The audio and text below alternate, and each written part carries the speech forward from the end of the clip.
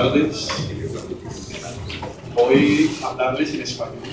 Espero que me logren entender, aunque hice un ejercicio de utilizar las herramientas tecnológicas para, por lo menos los títulos de las diapositivas, traducirlas al portugués. Espero que logren ver un poco. Mi plan para estos minutos es contarles algo de lo que hemos estado investigando en un grupo de trabajo en la Universidad Nacional de Colombia, que se ha preocupado por entender cómo ha cambiado el panorama sanitario en Colombia y cómo han ocurrido las reformas sanitarias en el país. Y una vez hemos entendido algo del proceso de cambio en el país, hemos intentado comparar el caso colombiano con otros países latinoamericanos. Y nuestro proyecto, donde se inscribe esto que les voy a contar, es un estudio comparativo de 3 países: Colombia, México y Brasil. Porque consideramos que esos 3 países, básicamente, aunque al comienzo aparentemente iban hacia la misma vía, terminaron en sistemas de salud muy diferentes. Entonces la pregunta era justamente ¿por qué la diferencia? Aquí, en este momento, solo les voy a contar el caso Colombia. ¿Qué ha pasado con la reforma sanitaria en el país y por qué hemos llegado al sistema de salud en Colombia que se exporta internacionalmente como un gran modelo de sistema de salud, pero que al interior de Colombia vivimos los dramas de un sistema que no está garantizando el derecho a la salud? Entonces voy a hablarles de la reforma de salud en Colombia de finales del siglo XX. Y nuestra característica es un abordaje histórico a partir de un análisis sociopolítico. ¿Qué significa eso? Significa que en nuestro grupo de investigación utilizamos una perspectiva histórica. Nos interesa entender el fenómeno de las reformas sanitarias como fenómenos de mediano y largo plazo. Nos interesa entender los cambios que ocurren a lo largo del tiempo de fenómenos sociales. Pero como un análisis sociopolítico nos interesa entender la reforma sanitaria como un fenómeno que pone en relación a actores sociales específicos en interacción permanente, en antagonismo, en alianzas, en movimientos e interrelaciones entre ellos. De tal manera que cuando hacemos nuestro ejercicio de análisis histórico y sociopolítico, por necesidad, terminamos entendiendo que la reforma sanitaria se inscribe en un proceso mayor de reforma social que a su vez está inscrito en un proceso más grande de reforma del Estado y que a su vez está articulado a un proceso más grande de reorganización de las relaciones entre el mercado y el Estado. Esto para decirles, la reforma sanitaria no es un asunto estrictamente técnico. No es un fenómeno que se resuelve solo con el conocimiento experto de unos científicos que saben de administración. La reforma sanitaria es un fenómeno político que involucra intereses, actores, y que para entenderlo se hace necesario entender la propia dinámica política, económica y cultural de una sociedad. Así hemos planteado nuestra investigación y por eso, cuando hacemos la historia de la reforma sanitaria en el país, no solo contamos lo que dicen los expertos del ministerio o el saber de los técnicos funcionarios estatales, sino que intentamos analizar cómo los discursos gubernamentales, el papel de los funcionarios se inscriben en fenómenos más amplios, políticos, económicos y culturales. Esto conlleva necesariamente, como les digo, esta articulación entre fenómenos de diferente dimensión. Espero que vean un poco la diapositiva. Esta es Colombia y les voy a hablar de la reforma sanitaria en este país que, a diferencia de ustedes, no es un estado federal, es una república con un gobierno central que, aunque tiene varias regiones, tiene una normativa centralizada en una constitución nacional, que tiene además unas características especiales, pero no me voy a detener mucho en ellas. Es una sociedad donde la mayoría, ¿no?, un poquito más de la mitad son mujeres, donde nuestra esperanza de vida ya sobrepasa los 75 años. Sin embargo, hay un diferencial muy fuerte entre hombres y mujeres. Un país que tiene unos ingresos per cápita, ¿no?, moderados. Somos considerados países de medianos ingresos. Somos un país que tiene muchos problemas en la distribución de la riqueza y que además tiene hondos problemas frente al desempleo y sobre todo estamos viviendo una época de gran informalidad en el trabajo. Y una estructura, ¿no?, una organización de país que tiene varios departamentos, ¿no?, y que esos departamentos configuran realidades culturales diferentes. Realidades que se manifiestan en algunas particularidades en el mundo Caribe, otras particularidades en el mundo del Pacífico, otras en el centro del país, la región andina, otra la región amazónica, ¿no?, y en general el sector del oriente.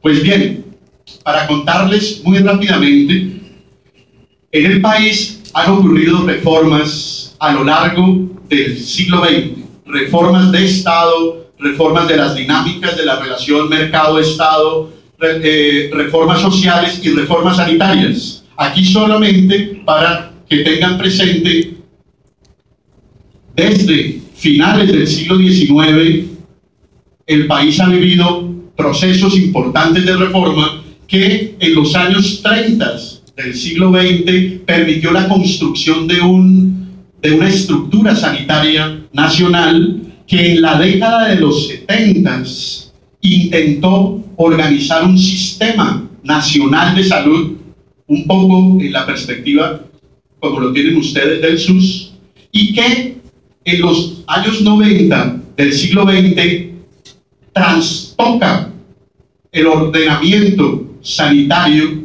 y configura un nuevo sistema de salud.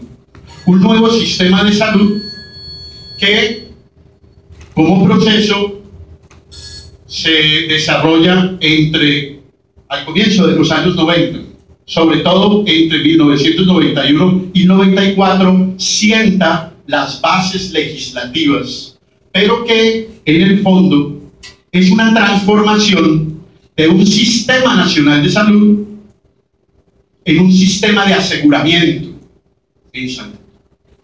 De aseguramiento que tiene unas características. Pero lo que me interesa y lo que les voy a contar en los breves minutos que me restan es cómo se llevó a cabo el proceso para darle el cambio de un sistema nacional de salud a un sistema de aseguramiento de base individual. Pues bien, ese proceso formó parte de una discusión más amplia en Colombia a comienzos de los 90 que nos llevó a elaborar una nueva constitución política. Así como ustedes en los años 80 elaboraron una nueva constitución, nosotros unos años después, en 1991, bajo la presidencia de este personaje, César Gaviria, elaboramos una nueva carta constitucional. Y en esa carta constitucional se evidenciaba un esfuerzo nacional por darle una legitimidad a un Estado que estaba fracturado, que estaba deshecho, que además con la guerra, ¿no?, permanente y las Fuerzas Armadas en conflicto al interior del país llevaban a que hubiera una sociedad atomizada, desarticulada, muy desordenada, pero sobre todo con un Estado ilegítimo, con un Estado muy débil. Y el proceso que se llevó a cabo intentaba darle fortaleza a un Estado, intentando, entre otras cosas, ampliar el espectro político de participación en el país, que tradicionalmente había sido muy excluyente. En cabeza de este presidente, que entre otras se alinderó con las tendencias neoliberales, logramos tener una nueva constitución y un cambio, un reordenamiento institucional en el país. Eso se pudo hacer a partir de una alianza entre diferentes partidos y fuerzas políticas. Una alianza que llevó a que en un momento se detuviera la institucionalidad regular, el Congreso de la República, y se organizó una instancia, ¿no?, de participación política llamada Asamblea Nacional Constituyente, que reunió a muchos actores políticos, incluidos algunos de los sectores armados del país, sin embargo no todos. Y el resultado fue una nueva constitución que colocó como un tema de discusión la seguridad social en el país. El hecho de que hayamos cambiado de sistema de salud está relacionado justamente con los cambios políticos generales en el país y con la correlación de fuerzas entre las fuerzas políticas y con una apertura hacia la democracia y con la posibilidad de discusión entre políticos y técnicos para intentar pensar cómo se puede ordenar la seguridad social. En un comienzo hubo forcejeos importantes. No voy a mencionarles demasiado detalle, solo en términos muy gruesos. El proceso inició como un forcejeo de fuerzas en donde había una preocupación central con relación a los recursos de las pensiones. ¿Qué hacemos con un botín económico muy fuerte que es el de las pensiones?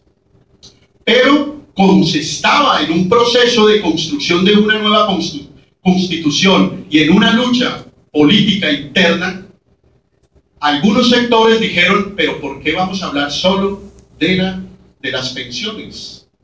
Hablemos de salud, salud también hay que arreglarlo. Y algunos otros dijeron, ¿y por qué no pensamos más ampliamente en una seguridad social? Y si vamos a elaborar una nueva constitución y un marco institucional diferente, pensemos en que ese Estado debe garantizar la seguridad social de las personas. Y así fue. De hecho, al interior de la Asamblea Nacional Constituyente, en un forcejeo muy interesante y muy particular, se puso como un tema central de política social la seguridad social. Sin embargo, la Asamblea Nacional Constituyente no pudo resolver los desacuerdos.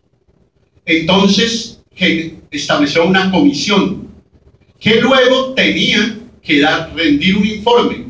Sin embargo, los resultados de la comisión no le convencieron al gobierno, de tal manera que el gobierno configuró una nueva comisión y en cabeza del Ministerio de Salud hizo una propuesta de ley.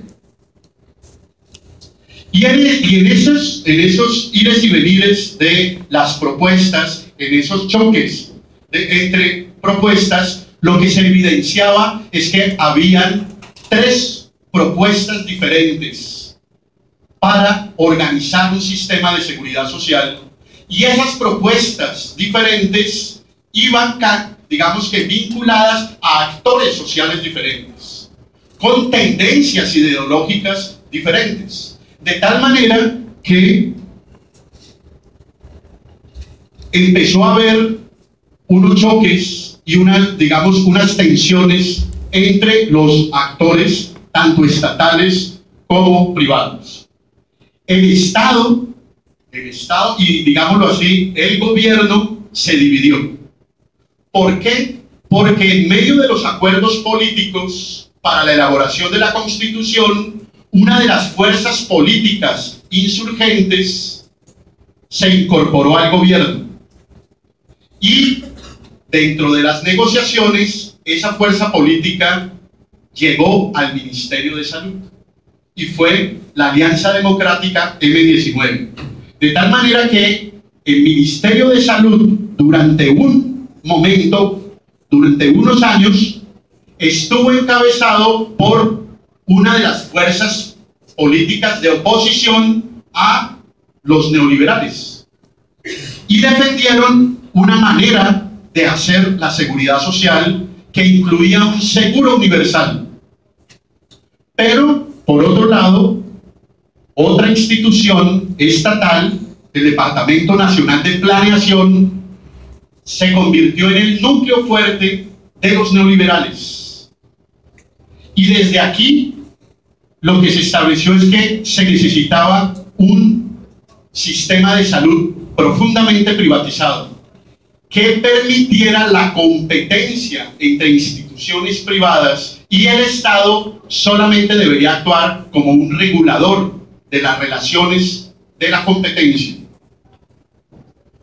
Y dentro del Estado también, el Instituto de Seguros Sociales tuvo un papel muy importante, porque también participó con su trayectoria y su tradición, pero estableció que lo que debería hacer el país era hacer una seguridad social, sí, un sistema de aseguramiento, pero centrado en un aseguramiento manejado estatalmente y con la estructura del seguro social.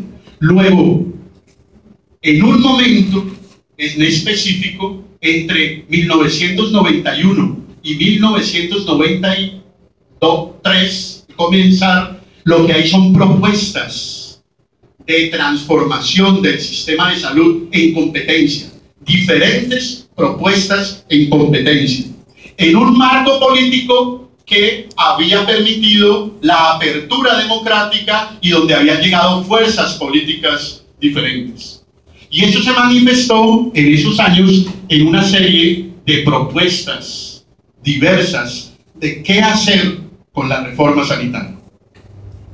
Pero el asunto no se resolvió porque fueran más técnicamente elaboradas unas propuestas que otras. Se resolvió por la lucha política.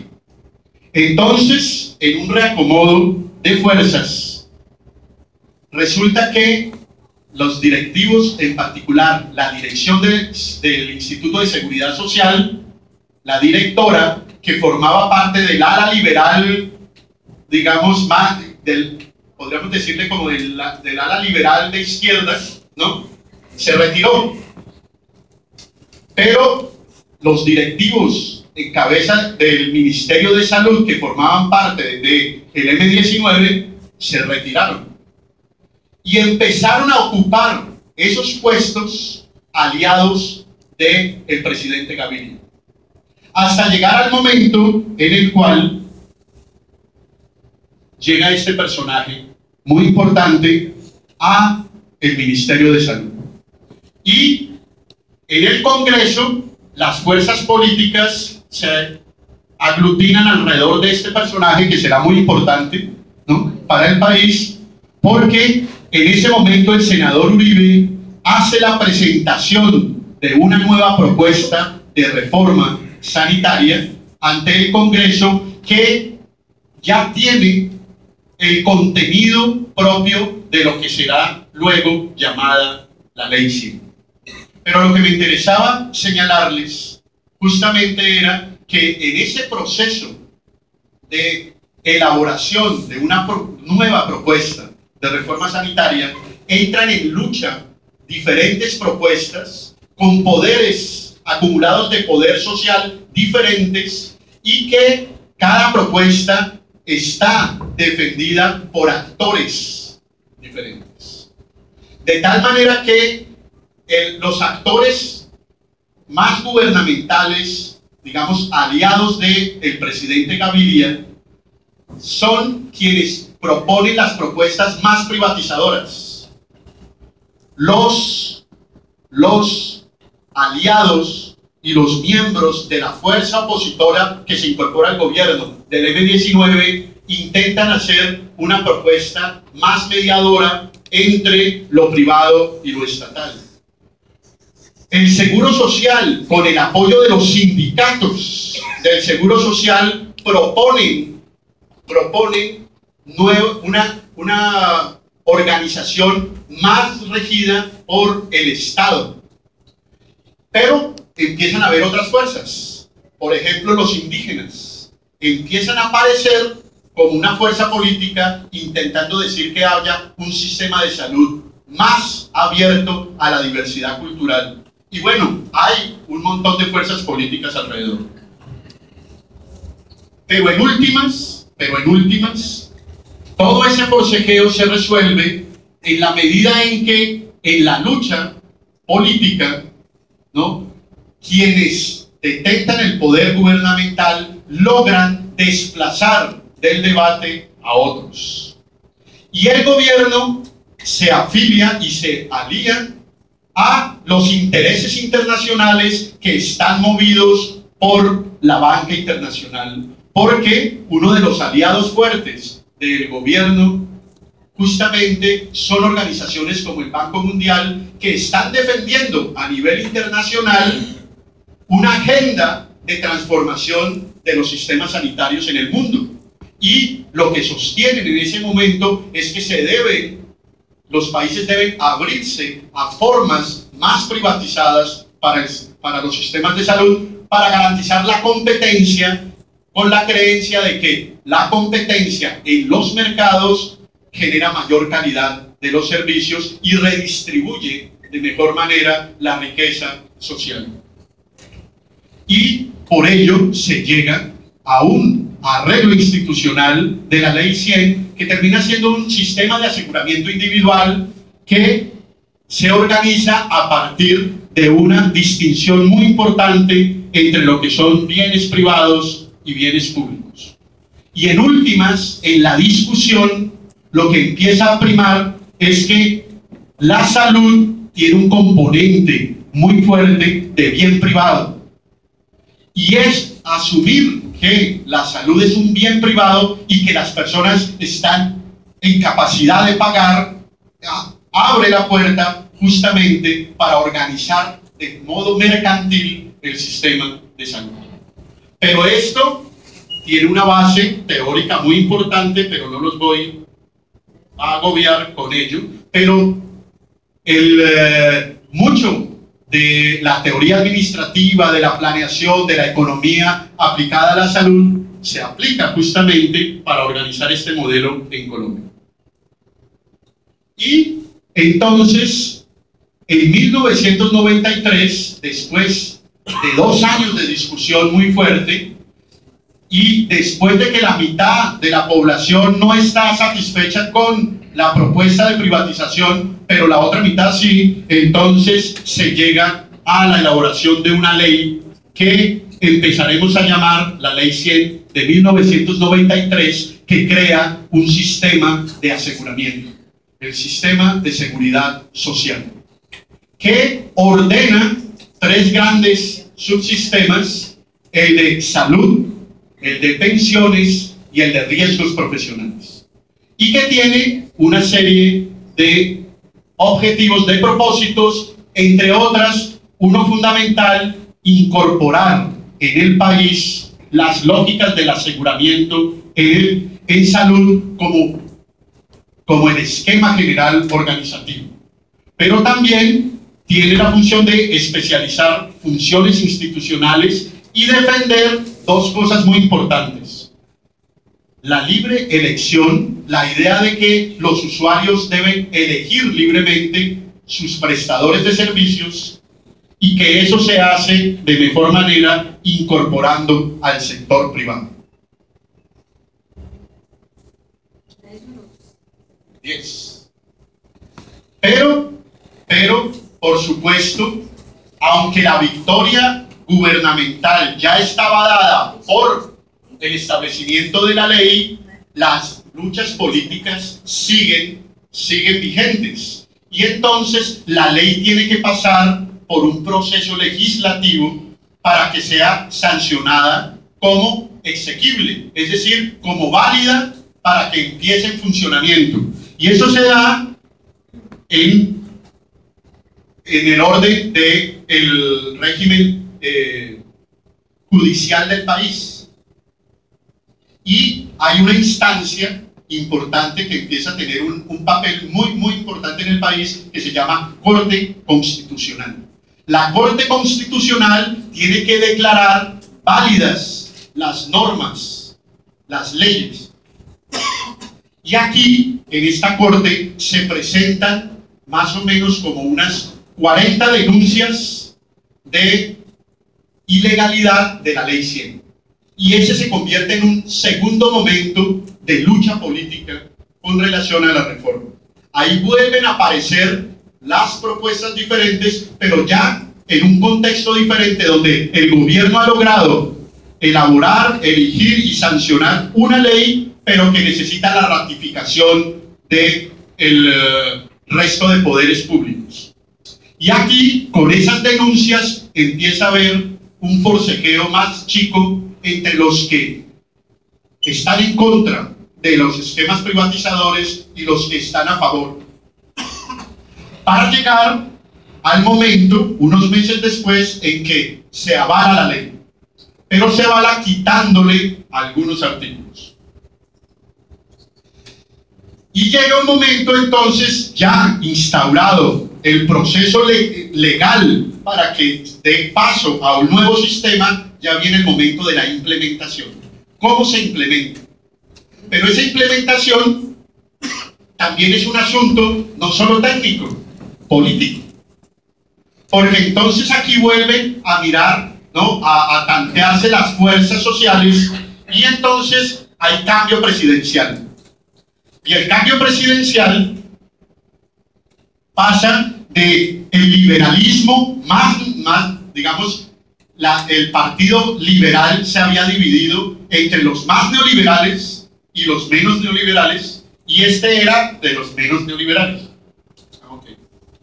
Y este presidente entonces forma su gabinete y nombra a un médico muy reconocido en el país, que ha estado vinculado a el sector hospitalario público del país, y este ministro no está contento con lo que dice la ley, de tal manera que le coloca un freno a la implementación de la ley dentro del aparataje gubernamental. Sin embargo, el señor se vuelve una molestia, y el presidente nuevo empieza a tener problemas porque los conservadores, aliados con los más neoliberales, lo acusan de que en su campaña hubo dinero del narcotráfico.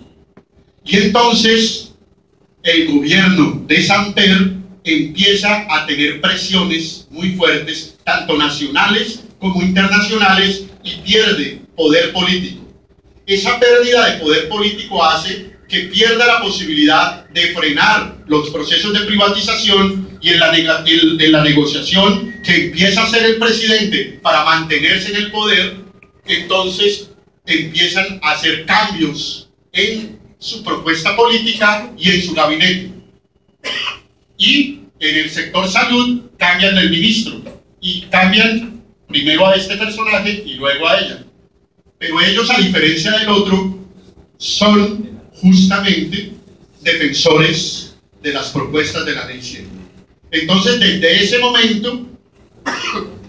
momento, la Ley 100 empieza en curso ya a implementarse de manera en propiedad.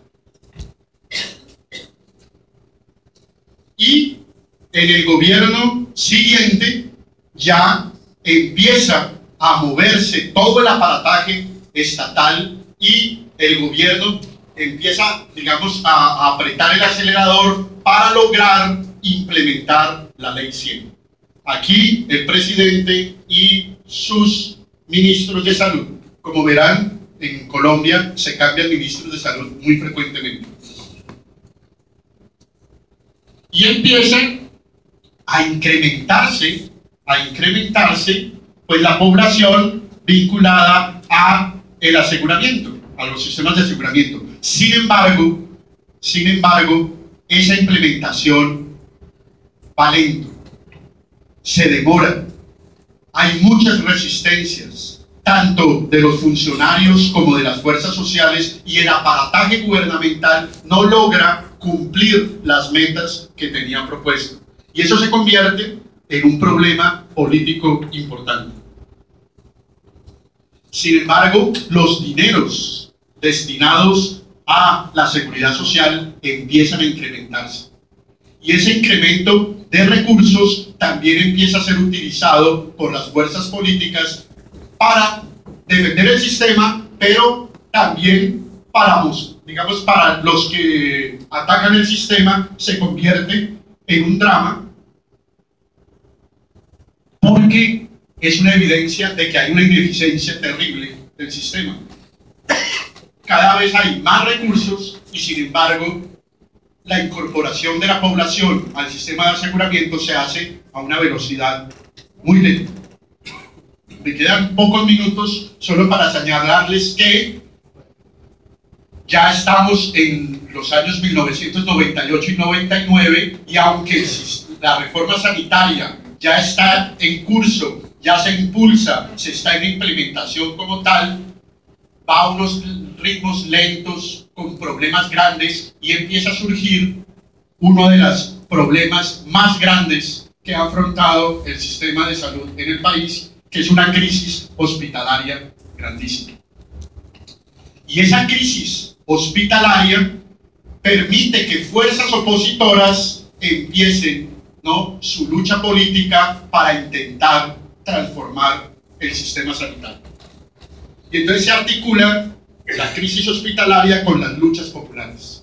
Sin embargo, ya para el año 2000 y 2001, la lucha social es muy importante, muy grande, pero no adquiere la fuerza política suficiente para transformar los lineamientos generales del sistema. Sin embargo, de ello hablará Mauricio más adelante. Sin embargo,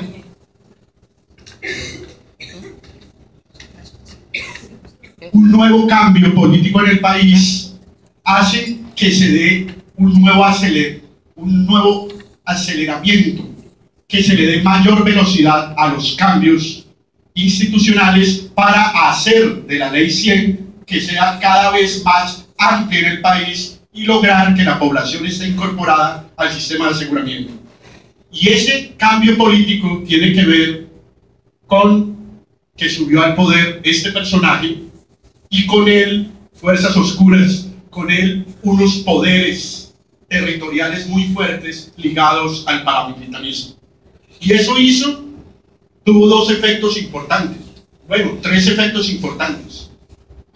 Uno, aceleró los cambios ya en la implementación del sistema, que venían en todo caso lentos.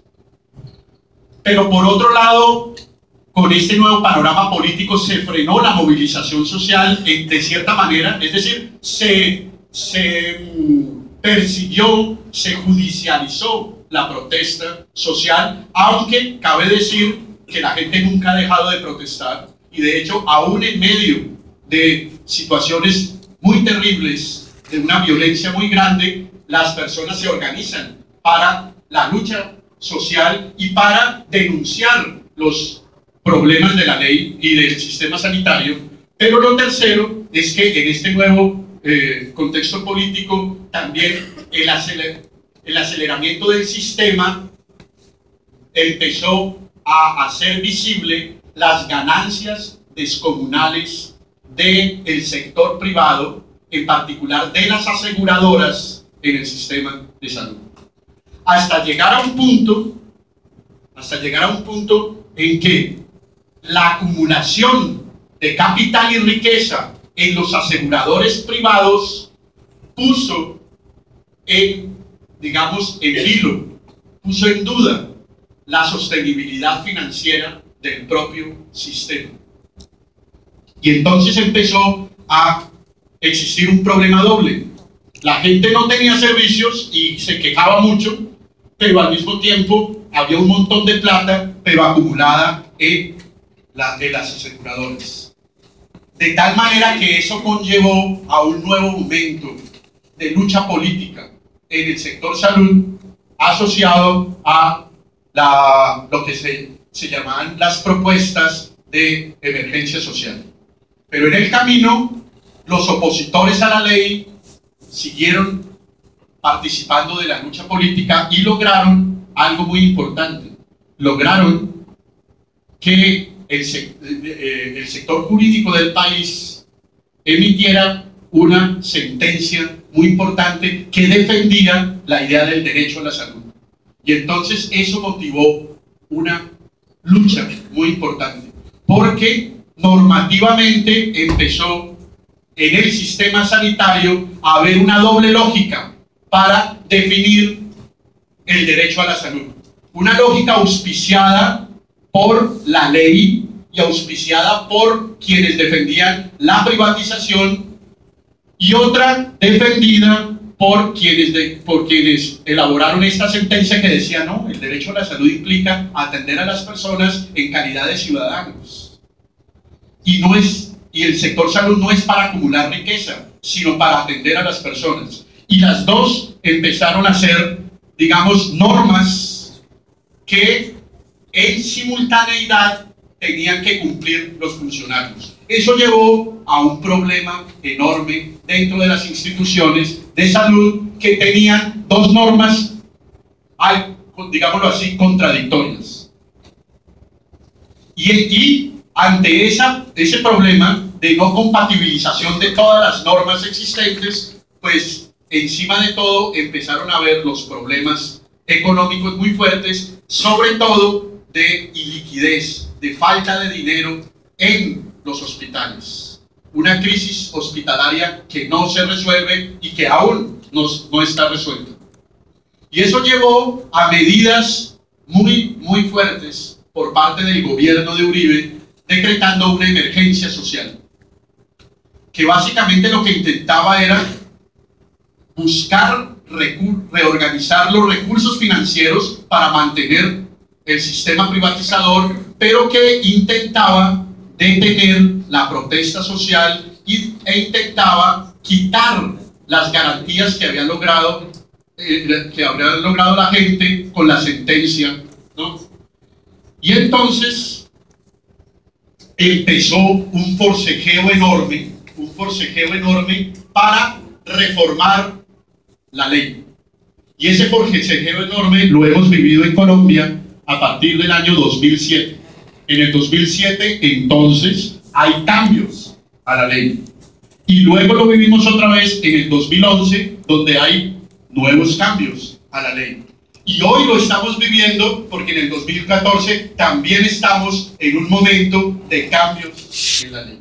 Con lo cual, les quiero decir que el proceso de reforma sanitaria en el país, que inicia a finales de los años 90, es un fenómeno eminentemente político, pero que incorpora los saberes técnicos, pero que es un ejercicio de lucha de fuerzas políticas permanentes que generan altibajos, que donde hay un ganador inicial, luego se genera una coyuntura política para que haya una nueva lucha y una nueva pelea. Y hoy en día lo que estamos viviendo en el país justamente es una pelea entre los sectores que consideran que la reforma fue todo un éxito y que lo que ha pasado es que las personas no han entendido el éxito que ha habido, ¿no? Y otros que hemos sostenido que no hay tanto éxito como lo que menciona el gobierno y que por el contrario se han acrecentado los problemas. Sin embargo, en el camino, la lucha política hoy en día es diferente que hace 15 años. porque hay un sistema de aseguramiento muy poderoso con intereses privados muy poderosos que han sido los que han dominado y han ganado en el sistema de salud. Y en el camino, algunas personas, una buena cantidad de personas, sobre todo los más pobres, han logrado algunas cosas. Y es lo paradójico. Aunque en general uno ve el panorama del país y se muestra cómo hay un enriquecimiento enorme, mucho de él ilegal, por parte de las aseguradoras. En todo caso, mucha gente defiende el sistema. Y lo defienden personas de las clases más pobres, más necesitadas, porque en el proceso algo han ganado y no quieren perderlo. Y bueno, entonces en ese panorama es que cobra sentido todas las luchas sociales que se han tenido en el país y que es el tema que va a trabajar Mauricio. Muchas gracias.